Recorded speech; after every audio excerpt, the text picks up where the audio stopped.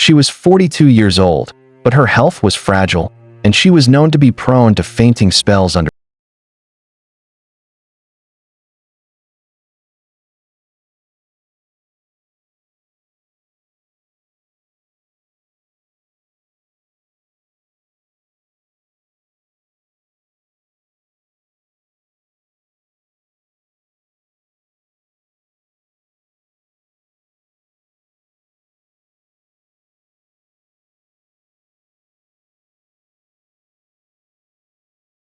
Savoy, she replied, her own voice likely barely a whisper.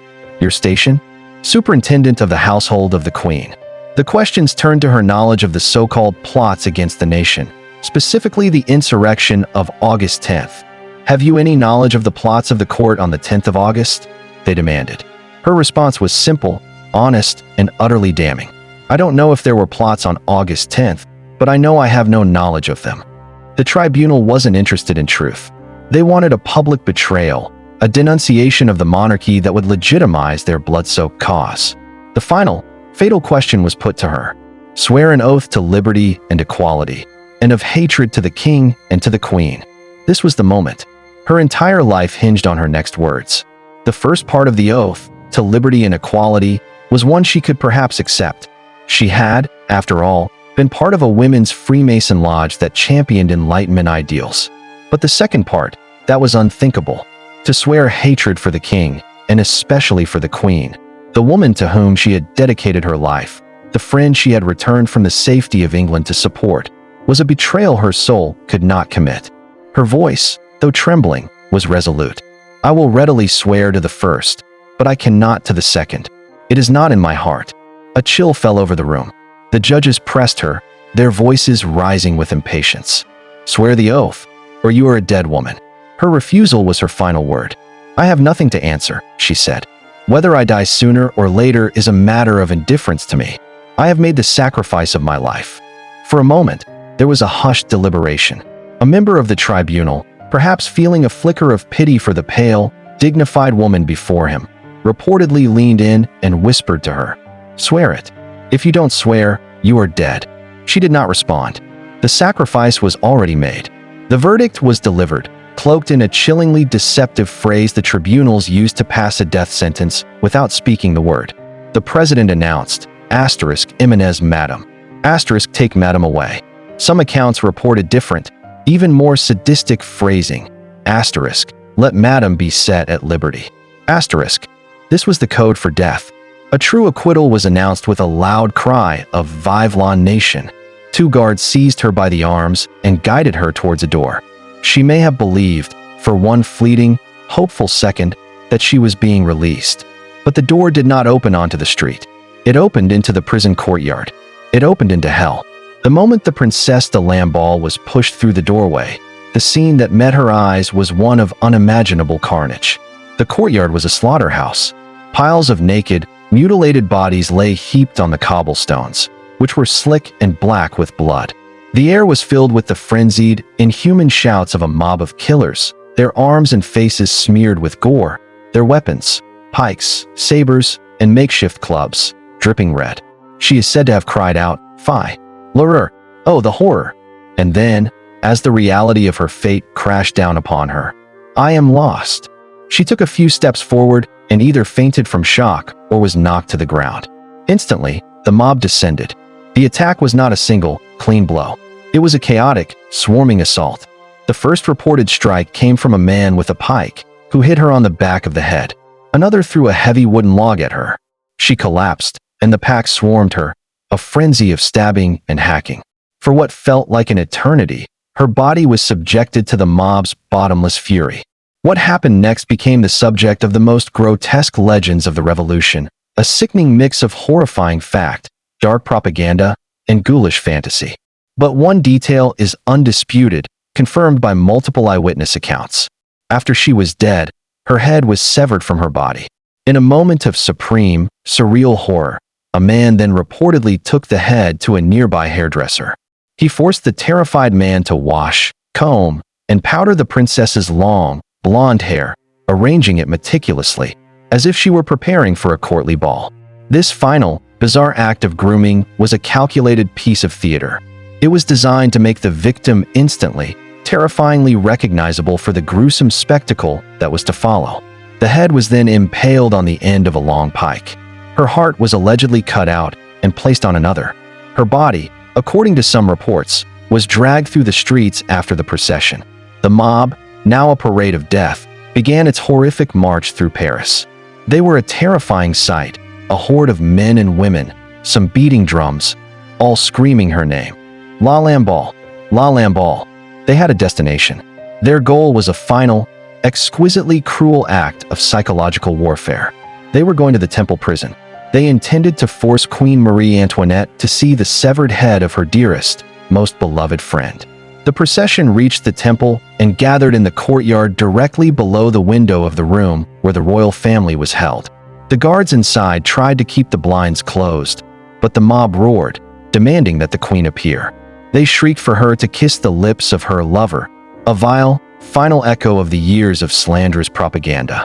Inside, the royal family was attempting to eat dinner. Hearing the terrible commotion, the king asked the guards what was happening.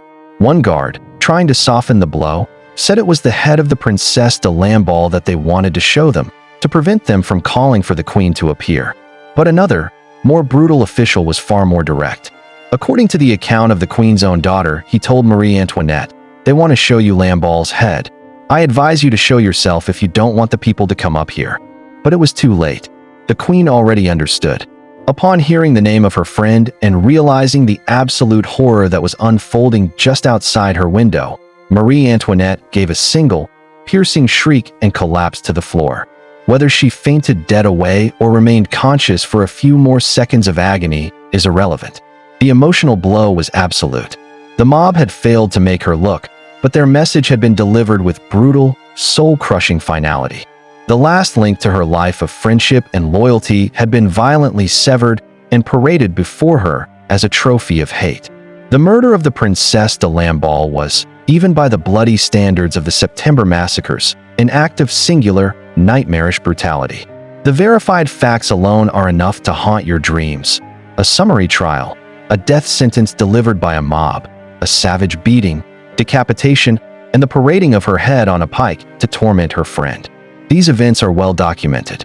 They represent a horrifying peak of revolutionary violence, a moment when the veneer of civilization was stripped away entirely. However, in the days, months, and years that followed, the story of her death began to warp and distend. The verified horror was apparently not enough. Propaganda, rumor, and a morbid fascination with the grotesque began to weave a new narrative, morphing the truth into a legend of almost supernatural depravity. It was as if she were murdered twice, first her body, then her memory. One of the most persistent and lurid sets of myths concerns the extreme mutilation and desecration of her body. Royalist propagandists and horrified foreign observers, eager to paint the revolutionaries as inhuman demons, circulated stories of unspeakable atrocities. Count Axel von Fersen, a close friend of the queen, wrote in a furious report that Lamballe had been martyred for 8 hours and that the killers had tore off her breasts with their teeth. His outrage was genuine, but he was not in Paris. He was repeating secondhand information that was already spiraling into a maelstrom of exaggeration. Other accounts, which became staples of counter-revolutionary literature, claimed her body was disemboweled, that her heart was torn out, roasted, and eaten by members of the mob. The most infamous and grotesque myth alleges that her pubic hair was cut off to be fashioned into a mustache, which one of the murderers wore as he marched in the gruesome parade. These stories also frequently included graphic claims of necrophilia and the slicing off of her breasts and genitals by the frenzied killers. So where, in this abyss of horror, is the line between fact and fiction? Most modern historians treat these most extreme claims with deep skepticism. While the mob's violence was certainly savage, the stories of cannibalism, prolonged torture, and the wearing of body parts are now seen as almost certainly apocryphal. They have all the hallmarks of atrocity propaganda, meticulously designed to shock and horrify, rather than to accurately report. One of the most compelling pieces of evidence against the claims of total dismemberment and public nudity comes from a surprisingly and chillingly mundane source: a bureaucratic document. On September 3, 1792, after the parade of death had concluded, several men delivered the princess's remains to the administrative offices of their local section. A clerk, with the cold detachment that only a bureaucrat can muster, made a record of the delivery. The headless body of the former Princesse de Lamballe, who had just been killed at the Hotel de la Force. Crucially, the clerk also itemized the contents of her pockets. This small, clinical detail strongly implies that her corpse was still clothed when it was recovered, a fact that directly contradicts the many lurid stories of her being stripped naked and exposed for hours. The indisputable facts are horrific enough. Her head was severed and paraded on a pike. Her body was subjected to violent, murderous abuse. The rest, the cannibalism, the sexualized mutilation, the ghoulish trophies, is likely a dark legend, a death-porn narrative that obscures the real woman at the center of the storm. Why were these myths created, and why did they persist with such tenacity? For royalists and the enemies of the revolution, the story of Lamballe's martyrdom was a powerful weapon. It proved that the revolution was not a noble quest for liberty, but a descent into demonic savagery. The more gruesome the details, the more effective the propaganda. For the revolutionaries themselves, a reputation for merciless brutality could also be a tool. It fostered terror, intimidating their enemies and demonstrating their absolute commitment to destroying the old order, root and branch. The tragic irony is that in death, the Princesse de Lamballe was subjected to the same kind of character assassination she had endured in life. The propaganda that had once painted her as a debauched lesbian now painted her as the victim of a satanic, cannibalistic mob. In both cases, the real woman, reserved, loyal, pious, and tragically caught in the crossfire of history, was lost. The truth of her murder is a deep enough abyss on its own. It speaks to the terrifying power of mob psychology, the dehumanizing force of political hatred, and the way a human being can be transformed into a symbol to be defiled and destroyed. The myths, while compelling in their horror, distract from the more profound and disturbing reality of what truly happened on that day. The story of the Princesse de Lamballe is, in the end, a tragedy not just of violence, but of loyalty. She was not a major political player. She was not an architect of policy or an intriguer plotting against the state. Her defining characteristic, the quality that led her from the safety of England back into the inferno of Paris, was a profound and personal devotion to a friend.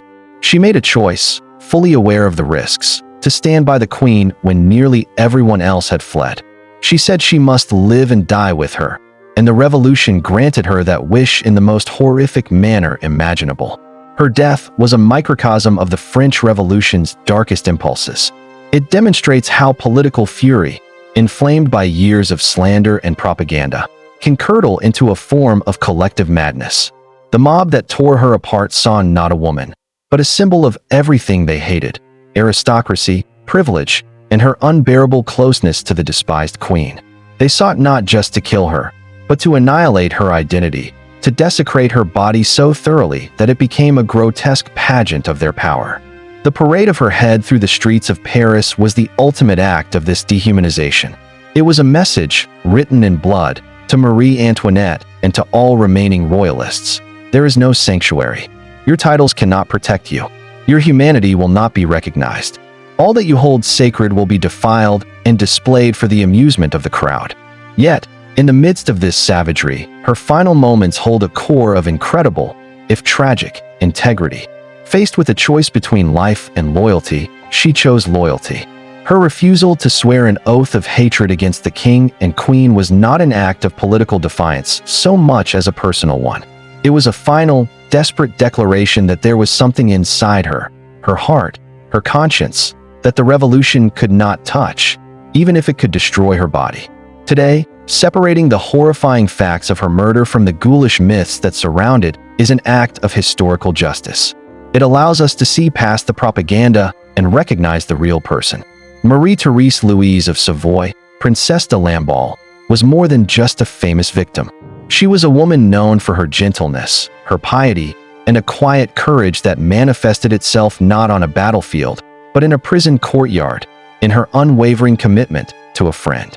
Her story is a chilling reminder that in times of extreme political upheaval, the most personal virtues can become the most dangerous crimes, and that the price of loyalty can be truly, utterly unthinkable.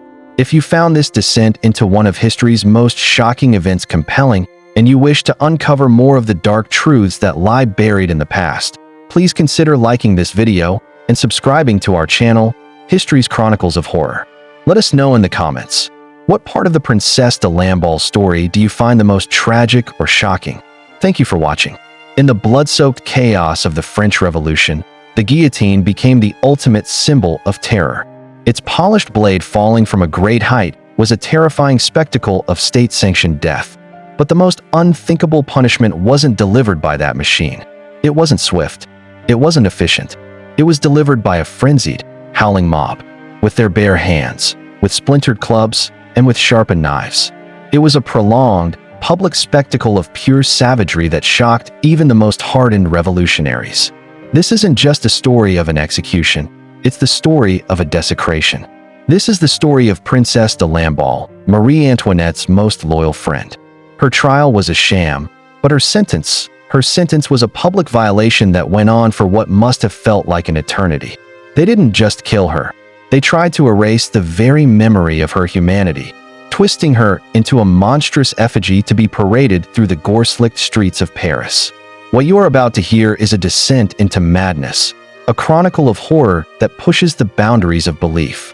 Before her name became a whisper of terror, before she was a symbol of royalist martyrdom, and long before her memory was forever entwined with one of the most gruesome acts of the French Revolution, she was Maria Theresa Louisa of Savoy.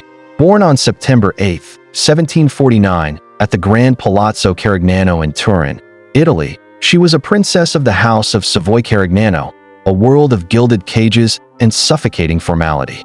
What we know of her childhood is pieced together from fragments, painting a portrait of a young girl known for her quiet piety and almost fragile gentleness. She was reserved, sweet-natured, and deeply religious, qualities that would define her entire life, and in a tragic twist of fate, would make her the perfect victim for the horrors to come. Of course, her destiny was never her own. For highborn women of her era, life was a chess game played by fathers and kings.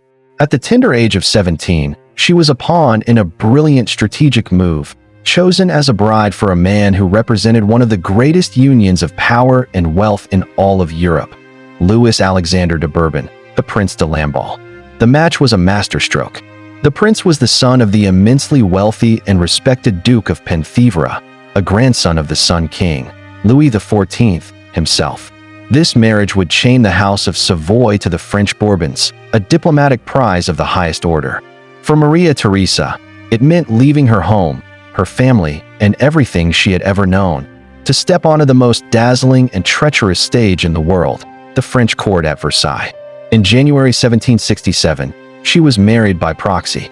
Imagine it, a young woman, bound in matrimony to a man she had never laid eyes on, a ghost who held her future in his hands. When she finally arrived in France, she became the Princesse de Lamballe, a title she would carry to her grave. The first meeting between the princess and her prince seemed, for a fleeting moment, like a fairy tale. Both were young, beautiful, and surrounded by unimaginable splendor. But the dream curdled into a nightmare almost overnight. Her new husband was a notorious libertine, a man whose appetites for women and debauchery were whispered about in every corner of the court. Within months, he abandoned his teenage bride, returning to his dissolute lifestyle, leaving her in a state of quiet, public devastation. But her suffering forged an unexpected and powerful bond. Her father-in-law, the Duke of Penthièvre, was a man of deep faith and renowned charity. He was appalled by his son's cruelty and took his daughter-in-law under his wing, showing her the kindness and affection her own husband denied her. It was in her work with the Duke, assisting in his vast charitable projects, that she earned a nickname that followed her for years, the Angel of Penthièvre, a testament to her gentle spirit and compassion for the poor. It was a name that would soon be drowned out by screams. The first tragic chapter of her life in France came to a swift, brutal end. Just over a year into the marriage, in 1768, the Prince de Lamballe died from a venereal disease, his body ravaged by his excesses. At the age of 19, Marie-Therese, the Princesse de Lamballe, was a widow. His death, however, came with a startling consequence. She inherited his vast fortune, making her, in her own right, one of the wealthiest women in France. She could have vanished. She could have retreated into a life of quiet, cloistered comfort, far from the viper's nest of the court. But fate had another role for her to play. She chose to remain with her devoted father-in-law, living a serene and respected life. And it was there, in the calm before the storm, that she would first meet the young woman who would change her life, drag her into the heart of a whirlwind, and ultimately seal her doom. In 1770, a new star was rising in the constellation of Versailles. The court was consumed with the arrival of the new Dauphine, a 14-year-old Austrian archduchess named Marie Antoinette. The world would come to know her as Marie Antoinette. Upon her arrival, the Princesse de Lamballe, now a poised and graceful 21-year-old, was formally presented. The connection was immediate, an almost magnetic pull between two women living in a gilded cage. Marie Antoinette, a vivacious and lonely teenager, was thrust into the stifling, intrigue-laden world of the French court. She was instantly charmed by the princess's gentle sincerity. Lamballe wasn't like the other ladies of the court, with their sharp eyes and sharper tongues. She was reserved, kind, and possessed a quiet dignity that was a world away from the gossiping, ambitious factions that swirled around the throne. For the young Dauphine, she was a port in a storm. When King Louis XV died in 1774, Marie Antoinette became Queen of France. One of her very first acts was to elevate her dearest friend. She resurrected the prestigious and powerful position of superintendent of the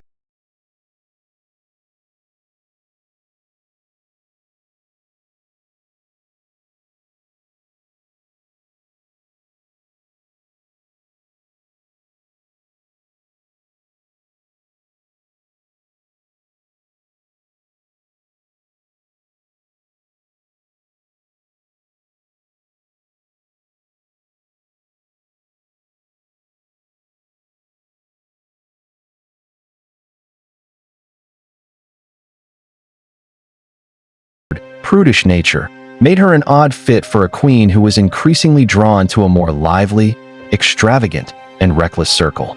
Soon, a new favorite emerged, the dazzling and ambitious Yolande de Polignac. The queen's affection shifted, as it so often did, and Lamballe found herself sidelined, watching from the margins. Yet, she never lost her official position, nor the queen's underlying respect. She simply waited, performing her duties with meticulous grace. What truly defined Lamballe was not her rank or her access to power, but her loyalty. This was a quality that was absolute, terrifying, and unwavering. Even when she was no longer the flavor of the month, her devotion never faltered.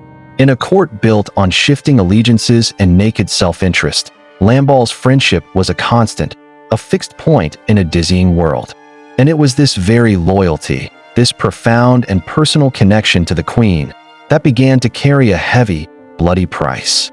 As the political climate in France grew darker, the public, starved for bread and drunk on radical new ideas of liberty, began to see the monarchy, and particularly the foreign-born queen, as the source of all their suffering.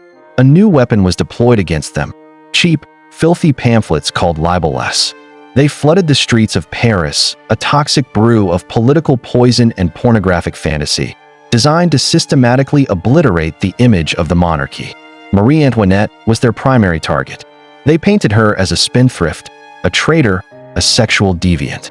And by extension, her closest friends were dragged into the filth with her. The Princesse de Lamballe, the Angel of Penthièvre, known for her piety and reserve, was recast as a monster. The pamphlets grotesquely depicted her and the queen as lesbian lovers, engaged in decadent orgies behind the palace walls. These weren't just rumors. They were calculated political weapons designed to undermine the queen's moral authority and paint her inner circle as a corrupt, unnatural den of vipers. For a woman like Lamballe, who was known to be deeply religious and almost puritanical, these accusations were a particularly cruel and twisted form of character assassination. But the poison worked. In the public imagination, the transformation was complete. She was no longer an angel. She was the queen's wicked accomplice. As the 1780s decayed, the storm of revolution gathered its terrible force. The affair of the diamond necklace in 1785, a scandal that unjustly implicated the queen, shattered what was left of her reputation. The hatred for Lautrician, the Austrian woman, grew to a fever pitch. And that hatred naturally extended to the one woman who was seen as her most steadfast, most loyal, most intimate friend. The friendship that had been the charm of the queen's life was now becoming a death sentence for the princess. Every smile, every shared confidence, every act of loyalty was another nail in her coffin.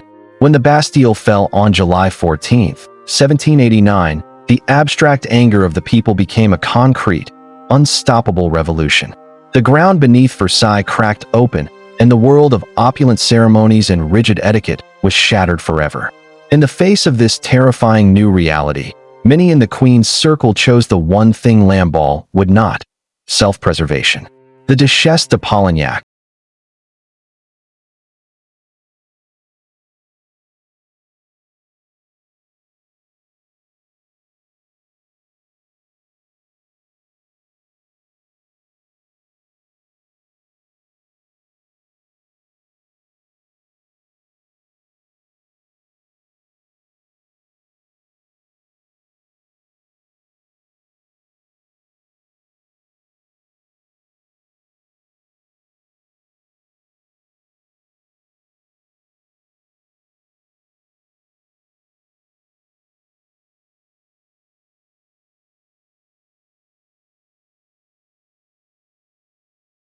epicenter of the danger, a human shield for a besieged queen.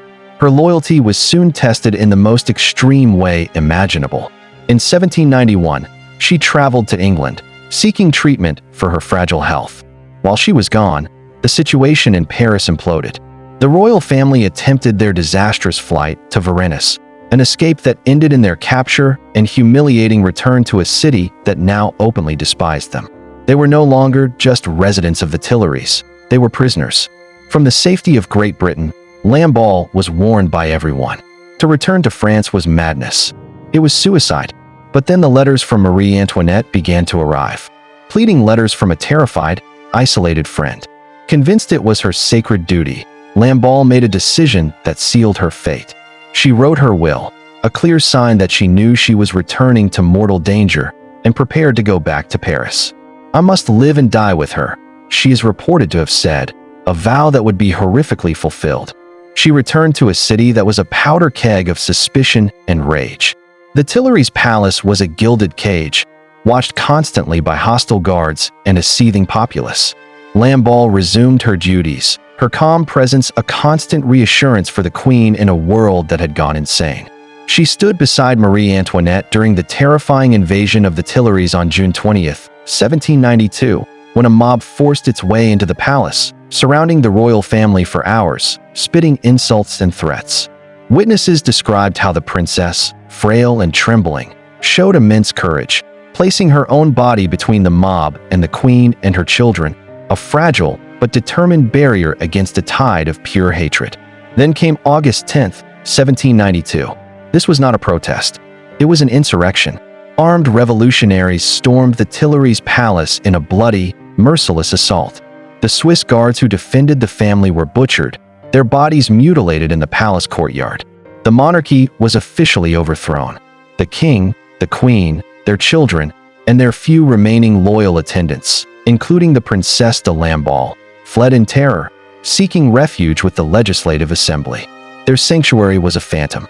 The royal family was soon declared prisoners of the state and imprisoned in the formidable medieval fortress known as the Temple. For a few brief days, Lamballe was allowed to remain with them, sharing their grim confinement. But on August 19th, the Revolutionary Commune issued a new decree. The king and queen were to be stripped of all their friends and retainers. They were to be utterly isolated. An official arrived to tear them apart. The Princesse de Lamballe, along with the royal children's governess and a few other ladies, were ripped away from the family they had sworn to serve. They were loaded into a carriage and transferred to a different prison, a name that would become synonymous with revolutionary horror: La Force. La Force was not the Temple. It was a notoriously squalid, brutal prison, a dark, damp, stinking place filled with a wretched mix of political prisoners, common criminals, and priests who had refused to bow to the new state. As the Princesse de Lamballe passed through its gates, she was unknowingly stepping into the crucible of the revolution's most psychotic episode. The atmosphere in Paris had reached a state of paranoid hysteria. The armies of Austria and Prussia were advancing on the city.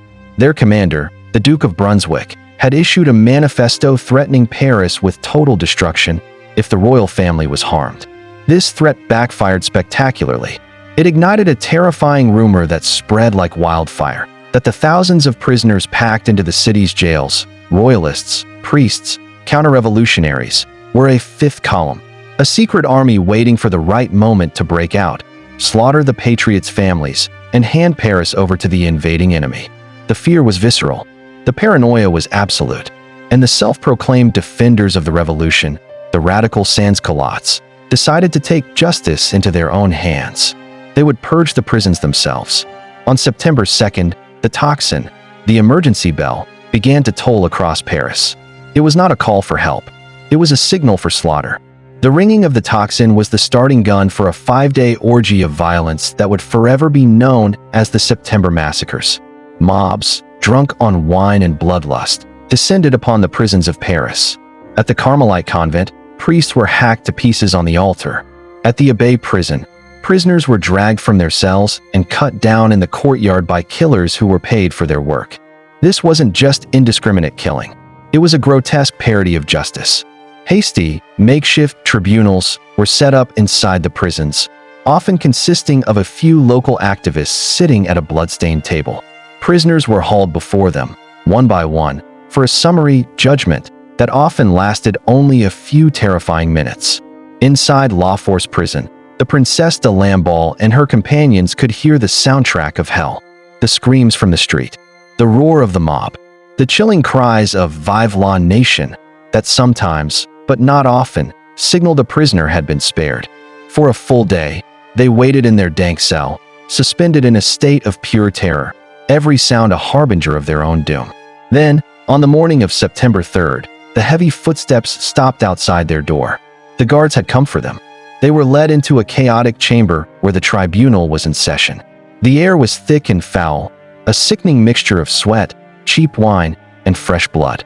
Madame de Tourzel, the governess, was questioned first. In a desperate act, her young daughter threw herself at the feet of the judges, begging for her mother's life. In a shocking, rare moment of mercy, the tribunal was moved. Madame de Tourzel was acquitted and pushed out a side door to safety. Then, it was the princess's turn.